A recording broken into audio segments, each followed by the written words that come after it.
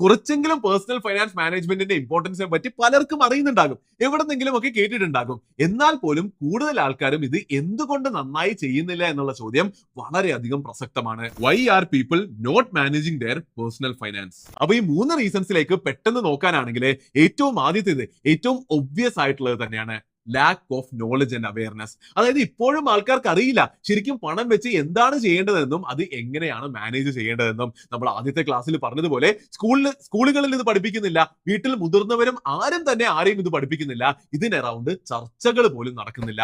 2, ഇമോഷണലും കൾച്ചറലും ഒക്കെ ആയിട്ടുള്ള കുറെ മൈൻഡ് സെറ്റ് പ്രശ്നങ്ങളാണ്. അതായത് ചില കാര്യങ്ങൾ അങ്ങനെയാണ്, ശരിയായ അറിവ് എന്താണെന്ന് ചിലപ്പോൾ നമ്മുടെ ചുറ്റും ഉണ്ട് എങ്കിലും പല തെറ്റായ മൈൻഡ് സെറ്റ് കാരണം നമ്മൾ അതങ്ങനെ ചെയ്യില്ല. ഫോർ എക്സാമ്പിൾ, വരുന്ന പൈസയിലും കൂടുതൽ സേവ് ചെയ്യുന്നതാണ് നല്ലത് എന്ന് നമുക്ക് എല്ലാവർക്കും അറിയാം. പക്ഷെ നമ്മൾ പലപ്പോഴും ഇമോഷണൽ ആയിട്ട് നമുക്ക് ആഗ്രഹമുള്ള കാര്യങ്ങൾക്കോ അല്ലെങ്കിൽ വേറെ ആരോ ചെയ്തത് കണ്ടിട്ട് നമുക്ക് അസൂയ തോന്നിയിട്ടോ ചിലപ്പോൾ പൈസ അങ്ങ് ചെലവാക്കി കളയും, സേവ് ചെയ്യാതെ ഇരിക്കും. മനസ്സിലായില്ലേ? ശരി എന്താണെന്ന് അറിയുമെങ്കിലും പലപ്പോഴും ചെയ്യാതിരിക്കും. അങ്ങനെയുള്ള ഇമോഷണൽ കൾച്ചറൽ മൈൻഡ് സെറ്റ് പ്രശ്നങ്ങളുണ്ട്.